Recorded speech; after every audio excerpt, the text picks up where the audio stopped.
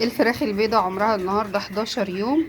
طبعا بنوسع المكان للفراخ، بنزود علافات وسقايات، وبنزود نسبة العلف لأن سحب الفرخ بيبقى زاد في العلف. عملنا النهاردة غسيل كلوي للفراخ، حطينا لهم حاجة طبيعية في المية تقدروا تشوفوها على القناة الحلقة كاملة، وتقدروا تشوفوا كمان الأعشاب اللي حطيناها النهاردة تعلي المناعة وتزود الشهية وتزود التحويل. كل ده موجود على القناة.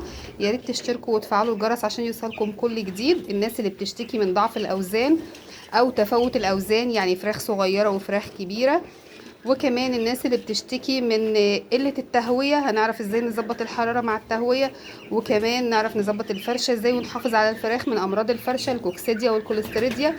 كل ده موجود عندنا على القناه.